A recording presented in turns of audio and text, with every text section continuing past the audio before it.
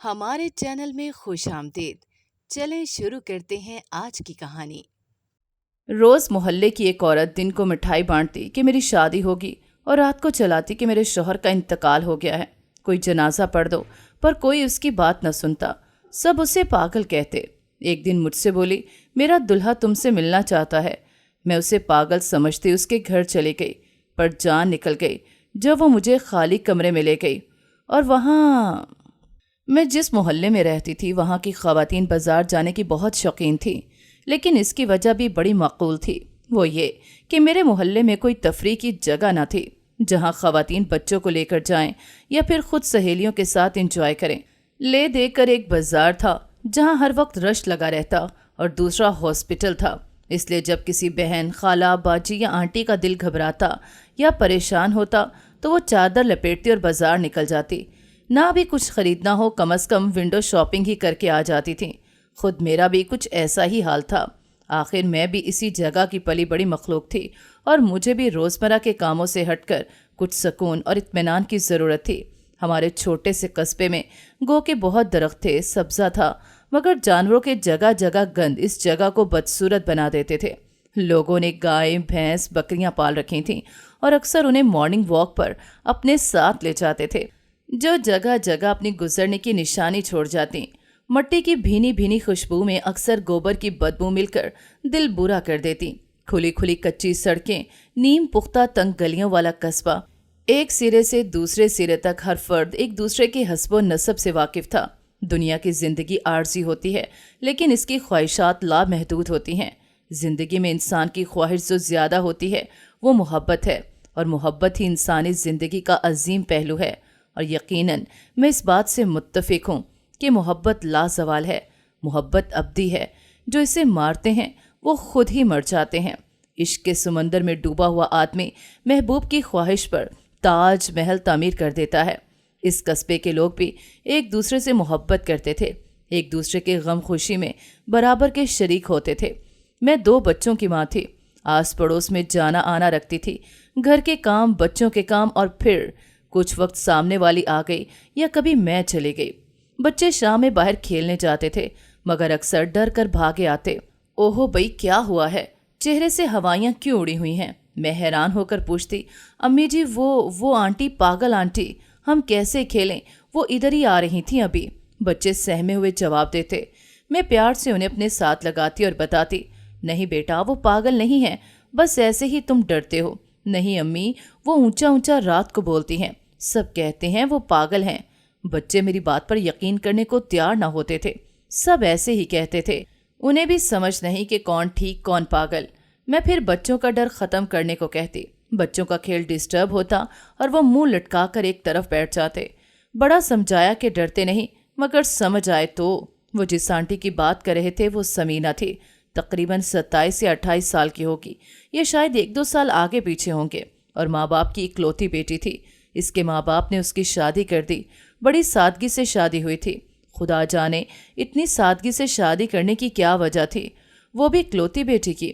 وہ لوگ ویسے تو اچھے سیدھے سادے سے لوگ تھے، مگر محلے والوں سے کم ہی ملتے تھے، یا یوں کہہ لیں ہم سب کو ایک دوسرے کے گھر آنے جانے کی عادت تھی، مگر ان کی امی اس طرح کسی کی طرف نہیں جاتی تھیں۔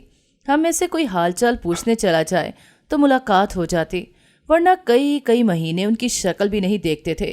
ان کے برعکس سمینہ ملنے ملانے والی تھی اور ایک دوسرے سے رابطہ رکھنا پسند کرتی تھی، مگر چونکہ اس کے امی ابو کو یہ بات پسند نہ تھی، اس لیے وہ بھی کم ہی نکلتی تھی۔ دروازے سے ہیلو ہائی کبھی ہو جاتی۔ سمینہ اچھے مزاج کی تھی، جب تک اس کی امی ابو زندہ رہے اس کی آواز بھی کبھی باہر نہیں سنی تھی۔ ہاں، اس کے امی ابو نے جب اس کی شادی کی تو چند ہی روز بعد ان کا عمرے کرنے کا ارادہ بن گیا۔ اپنے فرض سے فارغ ہو چکے تھے، اب خدا کا گھر دیکھنے کی تمنا ہوئی تو فوراً اس پر عمل درآمد شروع کر دیا۔ ہمیں بھی جانے سے 2 دن پہلے پتہ چلا۔ ہم سب ان کے پاس گئے کہ اپنے لیے وہاں جا کر دعا کا کہیں۔ ہم سب نے انہیں مبارکباد دی اور دعا کا بھی کہا۔ آخرکار وہ حج کرنے چلے گئے۔ سمینہ نے خوشی اور جدائی کے آنسوؤں کے ساتھ اپنے ماں باپ کو رخصت کیا۔ انہوں نے بھی بیٹی کا ماتھا چوما، پیار کیا اور روانہ ہو گئے، مگر خدا کو کچھ اور ہی منظور تھا۔ راستے میں ان کا اتنا برا ایکسیڈنٹ ہو گیا کہ وہ موقع پر ہی اللہ کو پیارے ہو گئے، شدید زخمی ہوئے تھے۔ इतनी मोहलत ही ना मिले कि हॉस्पिटल मरहम पट्टी के लिए ले जाया जाता। ये सदमा समीना के लिए नाकाबिले बर्दाश्त था। वो तो सख्ते में ही आ गई। सबने बहुत समझाया, रुलाया, कई दिन तक इसी हाल में रही। बड़ी देर बाद वो फिर से जिंदगी की तरफ लौटी। इसका शौहर कैसा था कैसा नहीं ये किसी को मालूम नहीं, ना किसी को मिलता था, ना मोहल्ले में नजर आता। फिर हम खवातीन चंद बार इकट्ठी उसकी तरफ गईं कि वो खुद को तन्हा न समझे, मगर उसकी खामोशी बड़ी अजीब थी। शौहर के बारे में पूछा तो कहा बहुत मसरूफ़ होते हैं, काम पर जाते हैं और रात गए वापस आते हैं। हमें ये भी नहीं पता था कि वो ऐसा क्या काम करता है जो सुबह से रात तक नज़र नहीं आता। न समीना ने कभी बताया। मेरे साथ कभी कभी समीना बेतकल्लुफ़ हो जाती या मेरे किसी मजाक पर मुस्कुरा देती थी। इसकी नज़रें खाली खाली सी लगती थीं, गुमसुम सी। काफ़ी देर वो ऐसे ही रही। फिर उसे पता नहीं क्या हुआ कि अक्सर सुबह को मिठाई बांट कर कहती मेरी शादी हो गई है, और रात को रोते हुए चलाती मेरे शौहर का इंतकाल हो गया है, इसका जनाजा पढ़ दो, खुदा के लिए इसका जनाजा पढ़ दो। हम सब समझ चुके थे वालिदैन की जुदाई ने इसके दिमाग पर असर कर दिया है। वो पागल नहीं थी, बस सुबह और रात को ये अजीब हरकत करती थी। वैसे ठीक रहती, बातें भी ठीक करती थी। सब उसे समझाते और कहते चलो तुम हमारे साथ डॉक्टर के, मगर वो मानती ही नहीं थी। उसकी ऐसी हरकत से सब परेशान थे, ख़ास तौर पर बच्चे। इसके किसी अजीज़ का भी नहीं पता था, जिनसे राब्ता करके कहते कि उसका इलाज करवाएं। कुछ तो गड़बड़ है, लेकिन वो घर संभालती थी, कपड़े धोना, खाना बनाना, सफाई सब करती थी। बस यही एक अजीब और परेशान कुन आदत थी या बीमारी, जिससे पूरा मोहल्ला तंग था। हर आने जाने वाले को रोक कर कहना, घरों के दरवाजे खटखटाना और मिठाई देकर कहना मेरी शादी हो गई है, और रात को आकर बताना कि शौहर फोत हो गया है, जनाजा पढ़ दो। अब तो सब ने इग्नोर करना शुरू कर दिया था। जब उससे कहते कि अपने शौहर को कहो कि हमसे मिले, तो कहती वो तो बाहर चले गए, पता नहीं कब आते हैं। यूं लगता था कि शायद वो हमसे कुछ छुपा रही है। उसके घर कोई जाए तो उससे दरवाजे पर ही बातें करके भेज देती थी। लोग इसकी हरकत को बुरा मनाते, और फिर आहिस्ता आहिस्ता सब ने इसके घर जाना ही छोड़ दिया कि ये तो इतनी खुश्क मिजाज है, दरवाजे से ही वापस भेज देती है। दरअसल सब इसके रोज रोज के इस मामूल के आदी हो चुके थे। अब उसकी बात पर कान भी नहीं धरते थे। दिमागी मरीज समझकर सब नज़रअंदाज करके गुजर जाते थे। वक्त गुजरता गया। एक दिन मैंने देखा वो सुबह के वक्त वही जुमला बोलते हुए सामने वालों के घर गई। आंटी ने पूछा कौन है। आगे से समीना ने दरवाज़ा खुलवा कर कहा आंटी जी आज मेरी शादी है, मैं मिठाई लाई हूँ, आप मेरे साथ चलें, मेरे घर में कोई नहीं। आंटी शायद कोई काम करती छोड़कर बाहर आई थी। उन्हें खूब गुस्सा चढ़ा। उन्होंने समीना को बुरी तरह डांट दिया कि रोज़ तुमने तमाशा लगाया हुआ है, रोज़ तुम्हारी शादी होती है और रोज़ रात को तुम्हारा शौहर फोत हो जाता है। चली जाओ और आइंदा यूं दस्तक मत देना। मैं फारिग नहीं बैठी होती, काम छोड़कर आना पड़ता है। ये कहकर उन्होंने ठा करके दरवाज़ा बंद कर दिया। मुझे बड़ा तरस आया। वो भी अपनी दिमागी खलल के हाथों मजबूर थी। शायद उसे खबर भी ना हो कि वो इस वक्त क्या कर रही है। दरवाज़ा बंद होने के बाद वो उदास सी होकर जाने लगी। उसी वक्त उसकी नज़र मुझ पर पड़ गई। वो एकदम खुश होकर तेज़ तेज़ कदमों के साथ मेरी तरफ आई और बोली सुनो सुनो, आपको पता है कि मेरी शादी हो गई है। हाँ हाँ, मैं सच कह रही हूँ, मेरी शादी हो गई है। उसने मेरा हाथ पकड़कर जोर से हाँ में सर हिलाते हुए कहा, और मेरा दुल्हा तुमसे मिलना चाहता है, मिलोगी उससे? अब चलोगी मेरे साथ? चलो ना, मेरी शादी हो गई है, मैं अकेली हूँ, घर में कोई नहीं। मैं दुल्हन बनी थी, मेरा दुल्हा भी आया था, हम बहुत खुश हैं। मेरे दुल्हे को देखने चलोगी? वो आपसे मिलना चाहता है। वो एक जुमला बार बार कहने लगी। मैंने ज़रा सा मुस्कुरा कर कहा हाँ ज़रूर चलूँगी। कब हुई शादी तुम्हारी? मैंने ऐसे ही सवाल कर डाला। अभी कुछ देर पहले। हाँ कुछ देर पहले हुई, किसी को नहीं पता चला। उसने सर को खुजाते हुए कहा क्यों पता नहीं चला? उसने थोड़ी पर हैरत से उंगली रखते हुए कहा चल जाएगा पता, तुम बताती हो ना तो पता भी चल जाएगा। मैंने प्यार से उसका गाल थपथपाते हुए कहा हाँ चल जाएगा, आप चलोगी मेरे साथ? उसने मेरा हाथ खींचते हुए कहा हाँ हाँ ज़रूर, 1 मिनट में अंदर बता दूँ। मैं उसे खड़ा करके अंदर बच्चों को और सास को बताने गई। सास अम्मी ने मना किया, वो तो पागल है, इसके पीछे लग रही हो। मैंने कहा अम्मी एक दिन उसकी तसल्ली होगी कि कोई मेरी शादी में आया है तो वो शायद बेहतर फील करे। हो सकता है वो फिर कहे ही ना, क्या फ़र्क पड़ता है, 10 मिनट में आ जाऊंगी। बच्चों को पढ़ाने का कहकर मैं समीना के साथ उसके घर चली गई। उसने दरवाजे को बाहर से कुंडी लगा रखी थी। वो बहुत खुश थी। मुझे अपने साथ घर लेकर जाने पर मैं उसकी खुशी देखकर मुस्कुरा रही थी। उसने दरवाजे की कुंडी खोली और मुझे अंदर ले गई। छोटा सा सेहन अबूर करके आगे 2 कमरे थे। वहां खड़े होकर उसने कहा, किस कमरे में बैठोगी? मैंने कहा, जहां तुम मुझे बैठाना पसंद करोगी। उसने भवें चढ़ाकर और खुशी से कहा, वाकई जहां मैं चाहूंगी वहां बैठोगी? मैंने हंसकर कहा, हाँ, जहां तुम कहोगी। और फिर वो ताली मार कर बोली, जो मैं कहूंगी वो करोगी? मैंने उसे खुश होता देखकर फराख दिली से कहा, हाँ भाई, जो तुम कहोगी वो करूंगी। उसे इतनी सी बात पर इतना खुश होता देखकर मुझे बहुत हैरत हुई, पर वो बहुत मासूम लगी। ऐसी मासूमियत जिसका अंदाज़ा उससे भी नहीं था।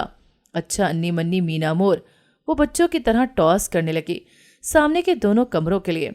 बहरहाल दाएं तरफ वाले कमरे का कुर्रा निकालकर उसमें हम दोनों बैठकर बातें करेंगे। वो मुझे उस कमरे में ले गई।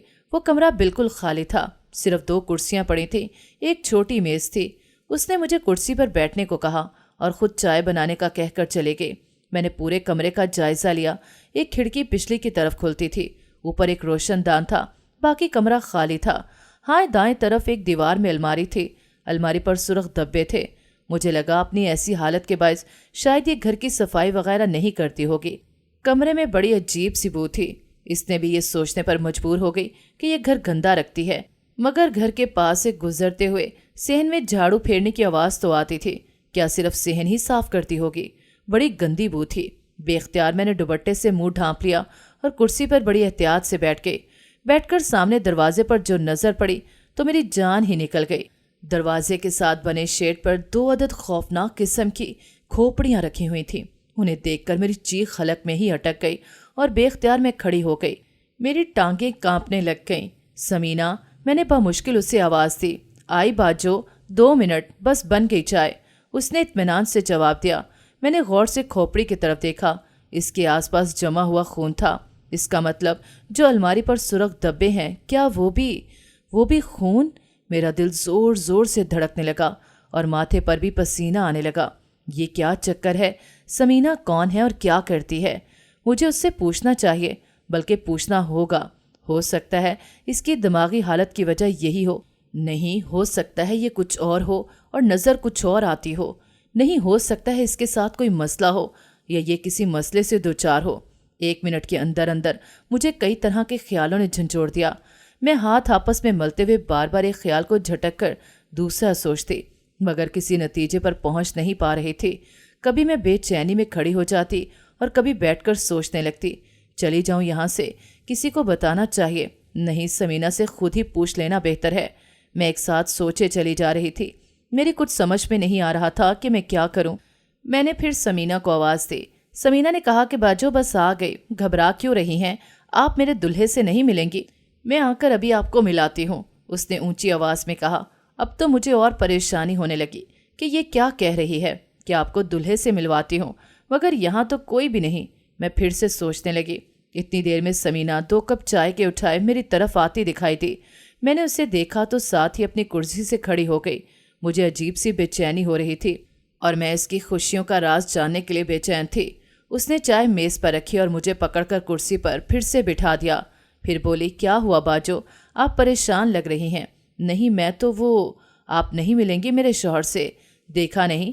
मैंने आंखें फाड़कर उसकी तरफ देखा। मुझे लगा कि ये कोई जिन भूत की कहानी सुनाने लगी है मुझे, या वाकई मैं किसी असेबज़दा कमरे में बैठी हूँ। मैंने कुर्सी पर ज़रा सीधा होकर बैठते हुए और धड़कते दिल के साथ पूछा, कहाँ हैं तुम्हारे शौहर? कहाँ हैं? वो हल्की आवाज़ में कहका लगाते हुए बोली, कमाल करती हैं बाजो, वो सामने तो है मेरे शौहर। उसने वहीं से सामने दरवाजे के पास रखी खोपड़ी की तरफ इशारा किया। अब तो मुझे वाकई ये पागल और कोई असेबज़दा लड़की लगी। मैंने उसे हैरत से देखा। समीना, तुम ठीक तो हो? तुम इससे अपना शौहर कहती हो? मैंने उसका कंधा पकड़ते हुए कहा, तुम पागल हो क्या? उसे मिलवाने लाई थी। मैंने उसे एक ही सांस में कई सवाल कर डाले। क्यों बाजो, आपको यकीन नहीं आ रहा? सच में ये मेरे शौहर ही हैं? हाँ सच में। उसने चाय का कप मुझे पकड़ाते हुए कहा। मैंने कप पकड़ा और दोनों हाथों में पकड़कर ठंडे होते घात गर्म करने लगी। जिसम एक अजीब किस्म की कपकपी तारी थी। इस गर्म कप से किसी हद तक सुकून मिला। ये तो खाली खोपड़ी है, پر یوں لگتا ہے عرصے سے یہاں پڑی ہے۔ میں نے بڑی مشکل سے اپنی بات کی وضاحت کی۔ ہاں باجو، یہ کھوپڑی نہیں ہے، میرے شوہر کا سر ہے۔ ہاں، شوہر کا سر، جو روز صبح مجھ سے شادی کرتا ہے اور روز رات کو مر جاتا ہے۔ دیکھنا نا، میں جھوٹ تو نہیں کہتی تھی، سچ بولتی ہوں، قسم سے ایسا ہی ہوتا ہے۔ اس نے کرسی پر سمیٹ کر بیٹھتے ہوئے کہا۔ اب تو مجھے وہ خوفناک پاگل لگی، لیکن مجھے حقیقت جاننے کا تجسس بھی ہو رہا تھا۔ آخر اس کھوپڑی کا راز کیا ہے؟ کہاں سے سمینہ اسے لائی اور کس کی ہے یہ؟ مجھے جاننا تھا۔ ڈر اپنی جگہ مگر تجسس اپنی جگہ۔ میں نے ماتھے پر آئے پسینے کو اپنے دوپٹے سے صاف کیا اور پوچھا، تمہارا یہ شوہر کب سے ایسے ہے؟ اس کا جسم کہاں گیا؟ میں نے تھوک نگلتے ہوئے پوچھا۔ پہلے بتاؤ، میں غلط تو نہیں کہتی نا؟ آپ سب کو بتاؤ گی نا کہ میں سچی ہوں، جھوٹی نہیں؟ مجھ پر سب یقین کریں گے نا؟ اس نے میری طرف منہ کر کے بیٹھتے ہوئے کہا۔ ہاں ہاں بالکل، میں سب کو بتاؤں گی کہ تم بالکل ٹھیک کہتی تھی، تم غلط نہیں ہو۔ اب بتاؤ تو میاں کا جسم کہاں ہے؟ میں اس کے بولنے کا انتظار کرنے لگی۔ اس نے میری طرف دیکھا اور مسکرائی، پھر رازدانہ انداز میں میرے قریب آ کر بولی، سچ بتا دوں، میری دوست رہو گی نا؟ چھوڑ تو نہیں دو گی؟ میرا یقین کرو گی نا؟ ہاں ہاں کروں گی بابا، کچھ بولو تو۔ اب کی بار میں چڑ گئی تھی اس کی ایک ہی بات کو بار بار سن کر۔ بتا تو رہی ہوں، میرا شوہر آدھا وہاں ہے۔ اس نے گھر کے پچھلی طرف اشارہ کیا، کھڑکی کے اس طرف۔ میری گردن اس کی انگلی کے اشارے کی طرف مڑ گئی۔ میرا حلق خشک ہونے لگا۔ او دکھاؤں؟ وہ اٹھی تو بے اختیار میں بھی کھڑی ہو گئی اور اس کے ساتھ چل پڑی۔ کھڑکی کے پاس کھڑے ہو کر دیکھا مگر وہاں تو کچھ نہیں تھا۔ میں نے چور نگاہوں سے اس کی طرف دیکھ کر پوچھا، یہاں تو کچھ نہیں ہے نا باجو؟ ادھر آؤ باہر۔ میں اس کے پیچھے چل پڑی۔ اب کی بار میری زبان مختلف دعائیں خود ہی کرنے لگی۔ باہر جا کر وہ ایک جگہ کھڑی ہو گئی۔ اس جگہ کی مٹی دوسری جگہ سے قدرے نرم تھی۔ میں آنکھیں پھاڑ کر اس جگہ کو دیکھنے لگی۔ یہاں پر کیا مطلب تمہارا شوہر یہاں دفن ہے؟ میں نے بے چینی سے گردن پر ہاتھ پھیرتے ہوئے پوچھا۔ دفن تو نہیں، لیٹا ہے، صرف جسم، سر تو وہ باہر ہے نا، مطلب آدھا اندر آدھا باہر۔ صبح کو وہ پورا ہو جاتا ہے اور مجھ سے شادی کرتا ہے، پھر رات میں آدھا رہ جاتا ہے۔ اس نے سر کھجاتے ہوئے کہا۔ مجھے اب قائص سی آ رہی تھی، میں فوراً اس ماحول سے نکلنا چاہتی تھی۔ میں نے اسے کہا، سمینہ میرے بچے رو رہے ہوں گے، میں اب چلتی ہوں، باقی باتیں کل آ کر سنوں گی، ابھی بہت دیر ہو گئی ہے۔ یہ کہہ کر میں کمرے کے اندر سے گیٹ کی طرف جانے لگی، لیکن باجو پوری بات تو کی ہی نہیں۔ ابھی تو میں نے بہت کچھ بتانا تھا باجو، آج رک جاؤ نا، دیکھو چائے بھی ٹھنڈی ہو گئی ہے، رک جاؤ نا باجو۔ وہ بولتے ہوئے میرے پیچھے پیچھے چلی آ رہی تھی۔ میں ایک منٹ کے لیے بھی رکنا نہیں چاہتی تھی۔ میرے قدم بے اختیار باہر کی طرف اٹھ رہے تھے۔ ہاں ہاں آؤں گی، میں یہ کہتے ہوئے تیزی سے باہر نکل گئی اور بغیر پیچھے دیکھے تیز تیز قدموں سے گھر کے دروازے پر دستک دی۔ ایک بار، پھر دوسری بار، تیسری بار دستک دینے لگی تو میرے بیٹے نے کھول دیا۔ ماما کہہ کر وہ مجھ سے لپٹنے لگا، مگر میری حالت ایسی نہیں تھی کہ میں روکتی۔ میری ٹانگیں کانپ رہی تھیں۔ میں سیدھے جا کر صوفے پر جیسے گر گئی۔ دوسرے بیٹے کو کہا، مجھے پانی پلاؤ۔ وہ پانی لایا۔ میں نے ایک ہی سانس میں گلاس خالی کر دیا۔ دوسرے دروازے پر کھڑی میری ساس میری حالت کو سمجھنے کی کوشش کر رہی تھی اور کچھ پریشانی اور سوالیہ نظروں سے میری حالت دیکھ رہی تھی۔ پھر وہ میرے پاس ہی صوفے پر بیٹھ گئیں اور پوچھنے لگیں، خیریت تو نہیں لگتی تمہاری حالت دیکھ کر؟ کہا بھی تھا وہ ذہنی مریض ہے، نہ جاؤ، پر تم کب میری سنتی ہو؟ ساس ماں نے ایک ہی بات نہ ماننے پر ساری باتوں کو لپیٹ دیا۔ امی جانا نہ جانا کو تو چھوڑیں، میں جو دیکھ اور سن کر آئی ہوں وہ تو بہت ہی خوفناک اور غور طلب بات ہے۔ میں نے اپنی سمت بدلتے ہوئے کہا، کیا مطلب؟ کیا ہوا؟ ایسا کیا دیکھا اور سنا؟ جلدی بتاؤ۔ اب کی بار ساس صاحبہ بھی سننے کو بے چین ہو رہی تھیں۔ میں نے امی کو سنانا شروع کیا، الف سے یہ تک ساری باتیں بتائیں۔ اس دوران ساس ماں کے چہرے پر تشویش کے اثار نمایاں تھے۔ وہ بھی پوری آنکھیں کھول کر میری بات سنتی رہیں۔ میری بات ختم ہونے کے بعد وہ کچھ دیر خاموش رہیں، پھر بولیں، تم اس معاملے سے دور رہو اور بزرگوں کے مشورے سے کسی ماہر نفسیات سے سمینہ کو ملوانا چاہیے، وہی اصل بات اگلوائیں گے۔ امی بولی، میرے خیال میں پولیس کو بھی بتانا چاہیے، لیکن یہ معاملہ پیچیدہ ہو جائے گا۔ لیکن بہو، خطرناک سی بات لگتی ہے۔ جی امی، میں بھی یہی کہہ رہی ہوں۔ ہم دیر تک اس معاملے پر اظہار خیال کرتے رہے، جب تک کہ بچوں نے ہمیں کچن کا راستہ نہ دکھایا۔ رات ہوئی تو گلی میں پھر سمینہ کی آواز گونجی، میرا شوہر فوت ہو گیا ہے، کوئی اس کا جنازہ پڑھ دے۔ اس کی آواز سنتے ہی مجھے پھر وہ صبح والا سارا سین یاد آ گیا جو میں نے بڑی مشکل سے کاموں میں مصروف ہو کر بھلایا تھا۔ میں خاموش بیٹھی رہی، پھر اس کی آواز آنا بند ہو گئی۔ صبح میں اور میری ساس نے چند بزرگ سمجھدار خواتین کو مشورے کے لیے بلایا۔ انہیں ساری بات بتا کر کہا کہ اپنے بندوں کو کہیں کہ کسی ماہر نفسیات کی مدد لیں، جب معاملہ کھلے گا تو اگلا قدم اٹھائیں گے۔ وہ بھی بہت پریشان اور حیران ہوئیں۔ 1 گھنٹے کے بعد وہ چلے گئیں۔ اگلی صبح پھر دروازے پر دستک دی گئی۔ میں سمجھی دودھ والا آیا ہے۔ میں نے کچن سے پتیلی پکڑی اور دودھ لینے دروازے پر گئی تو دیکھا سامنے سمینا مٹھائی لیے کھڑی ہے۔ میری تو ہوائیاں اڑ گئیں۔ تم کیوں آئی؟ میں نے پتیلی پیچھے کرتے ہوئے پوچھا۔ وہ بات جو آج میری شادی ہے نا، تو آج آپ نہیں آؤ گی؟ میرا شوہر آپ سے ملنا چاہتا ہے۔ اس نے پھر کل والا جملہ دہرایا۔ نہیں میں فارغ نہیں ہوں، پر تم فکر نہ کرو، میں جلد آؤں گی۔ تم ابھی گھر جاؤ، تمہارا شوہر انتظار کر رہا ہوگا۔ میں نے فوراً اسے جواب دیا تاکہ وہ چلی جائے۔ او ہاں، میرا دلہا میرا انتظار کر رہا ہوگا۔ وہ سر کو دائیں بائیں مارتے ہوئے بولی۔ وہ اپنے حواس میں نہیں تھی، اس لیے اس کی حرکات بھی بے وقوفانہ اور بچکانہ سی تھیں۔ وہ چلی گئی تو میں پھر سے گھر کے کاموں میں مشغول ہو گئی۔ دوپہر کے وقت دروازے پر دستک ہوئی۔ میں نے پوچھا کون؟ تو سامنے والی آنٹی کی آواز پہچان کر میں نے دروازہ کھول دیا۔ کیسی ہیں آنٹی؟ اندر آئیں۔ میں نے ایک سائڈ پر ہوتے ہوئے کہا۔ ٹھیک ہوں بیٹا، تمہاری ساس کہاں ہیں؟ انہوں نے پوچھا۔ وہ کمرے میں ہیں، بلاتی ہوں۔ انہیں بٹھا کر میں امی کو بلانے چلی گئی۔ حال چال کے بعد انہوں نے بتایا کہ آج ایک نفسیات کے ڈاکٹر نے آنا ہے۔ اسے میرے میاں نے ساری بات بتا دی تھی۔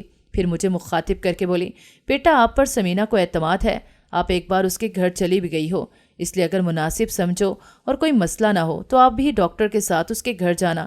وہ شاید اکیلے اس ڈاکٹر کو اندر نہ آنے دے، اور اگر آنے بھی دیا تو شاید وہ کہانی بتانے سے گریز کرے جو اس نے آپ کو بتائی تھی۔ میں نے امی کی طرف دیکھا۔ مجھے تو کوئی اعتراض نہیں، میں جانے کو تیار ہوں۔ وہ چلی گئی۔ میں نے جلدی گھر کے کام کیے، بچوں کے ساتھ کچھ وقت گزارا۔ شام کو آنٹی نے بتایا ڈاکٹر آ گئے ہیں، آپ آ جاؤ۔ میں امی کو بتا کر ڈاکٹر کے ساتھ سمینا کی طرف چلی گئی۔ دروازے پر دستک دی تو سمینا نے پوچھا کون؟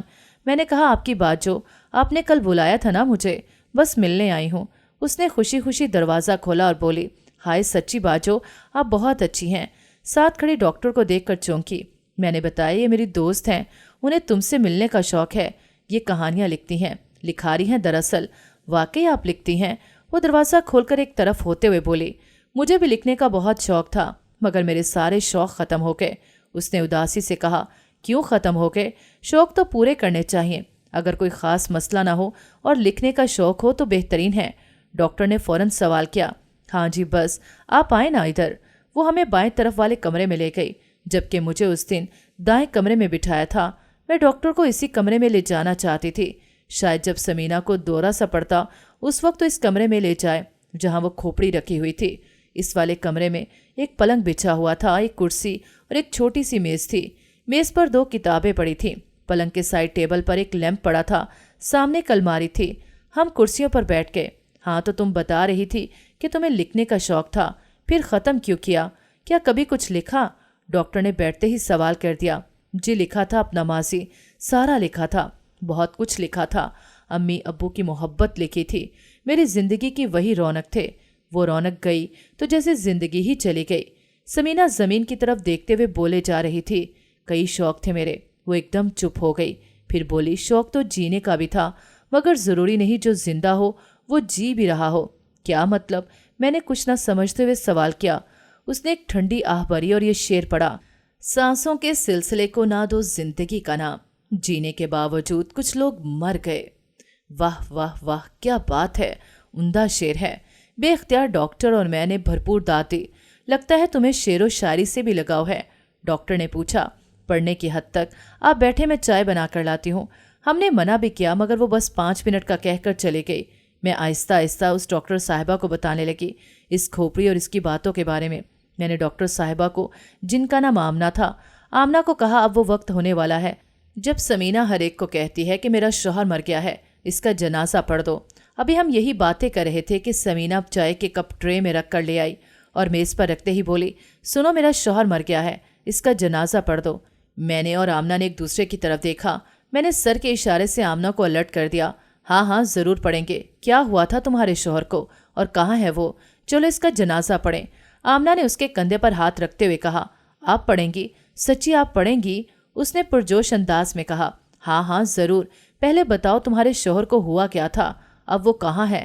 آمنہ نے اسے بازو سے اٹھاتے ہوئے پوچھا۔ وہ ادھر آئے، میں بتاتی ہوں۔ वो हमें दूसरे कमरे में ले गई। वहाँ खोपड़ी की तरफ इशारा करके बोली, ये है मेरा शौहर। आमना ने मेरी तरफ देखा। मैंने भवें चढ़ाकर नफी में सर हिलाया कि ये सब मेरी समझ से बाहर है। आमना ने प्यार से पूछा, समीना तुम्हारे शौहर का जिस्म कहाँ है? जनाजा तो पूरे जिस्म पर पड़ा जाता है ना? वो आमना का हाथ पकड़कर पिछली तरफ ले गई जहाँ मुझे नरम मिट्टी दिखाई दी थी। यहाँ है तुम्हारा शौहर क्या? मैं देख सकती हूँ मिट्टी हटाकर। आमना ने वहाँ पड़े बेलचे से मिट्टी दाएं बाएं करते हुए कहा।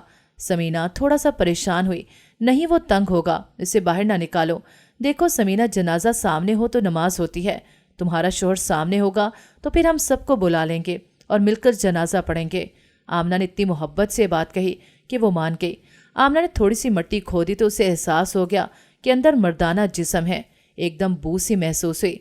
आमना ने फौरन मिट्टी वापस डाल दी और मुझे सवालिया नजरों से देखते हुए आहिस्ता से बोली, ये तो मर्डर केस लग रहा है। खैर, इससे तफसील पूछते हैं। हम अंदर आ गए। फिर आमना ने समीना को अपने सामने बिठा लिया और पूछने लगी, हम तुम्हारी ख्वाहिश जरूर पूरी करेंगे। पहले हमें बताओ, तुम्हारा शौहर मरा कैसे था? उसे हुआ क्या था? देखो, तुम माजी की कहानी लिखती थी ना। तुम्हारा शौहर माजी बन चुका है। ये लो कागज पेंसिल और वो कहानी खो जो माजी बन चुकी है। तुम्हारा शौहर माजी में कैसे मरा, क्या हुआ उसके साथ? शाबाश, लिखो। आमना ने पूरी तरह अपना होल्ड समीना पर कर लिया था। समीना ने कागज पेंसिल पकड़ी और बेयकीनी सी कैफियत में बोली, मैं लिखूं? मैं लिखूंगी, हाँ मैं लिखूंगी। फिर वो लिखने लगी और हम उसके पीछे खड़े पड़ने लगे। वो लिखने लगी, मेरे माँ बाप एक्सीडेंट में फोत हो गए। मैं उनके आने के बाद बहुत रोती थी। मेरा शौहर सारा दिन ट्रक चलाता और रात गए घर आता। मुझे रोता देखकर उसे बहुत गुस्सा आता था कि फजर से आधी रात तक काम करो और घर आओ तो बीवी का रोता चेहरा देखो। वो ऐसी ही बातों पर मुझसे लड़ने लगा। माँ बाप को भुलाना मेरे बस में न था। एक रात इसी तरह बोलते हुए गुस्से में उसने मेरे अब्बा को गंदी गाली दे दी। मेरे लिए ये बहुत बड़ी बात थी। मैं उससे खूब लड़ी। वो बहुत खौफनाक रात थी। मेरी जुबान चलती देखकर उसने मुझे थप्पड़ दे मारा। मैं उसके ट्रक की तरह गुस्से से गर्म हो गई। वो बोल बाल कर बिस्तर पर करवट बदल कर लेट गया। मैंने सेहन में पड़ी कुल्हाड़ी उठाई और पूरी ताकत से उसकी गर्दन पर वार कर दिया।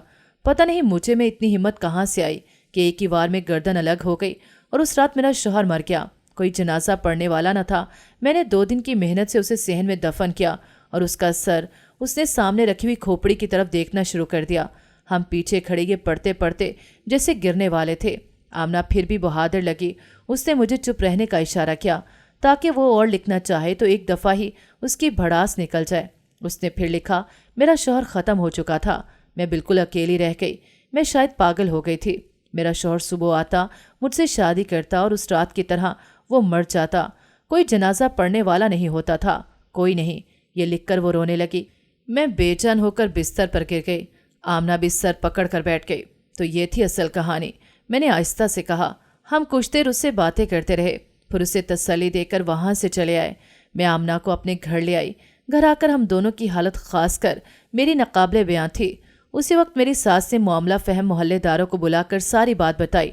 डॉक्टर आमना ने कहा, समीना का बाकायदा इलाज होना चाहिए, वरना ये खतरनाक रवैया इख्तियार कर सकती है और पुलिस को ये बात बतानी चाहिए ये जहनी मरीज है। उन्होंने कहा कि कल ही इसे मेंटल हॉस्पिटल के एक खास रूम में दूसरों से अलग रखकर इलाज शुरू करते हैं। इंशाल्लाह ये जल्द ठीक हो जाएगी। उसके बाद का मामला बाद में देखा जाएगा। अभी वहाँ से लाश उठानी होगी। अगले दिन डॉक्टर आमना के कहने के मुताबिक हिकमत अमली से समीना को हॉस्पिटल शिफ्ट कर दिया गया और पुलिस को भी इत्तला कर दी गई। एक खौफनाक वाक़े ने सबकी जिंदगी को अजीरन कर रखा था। अब मोहल्ले में कुछ सुकून था। नाज़रीन, अगर आपको हमारी कहानी अच्छी लगी है तो वीडियो को लाइक करें, शेयर करें और हमारे चैनल को सब्सक्राइब करें। अगली वीडियो तक इजाज़त दें। अल्लाह हाफ़िज़।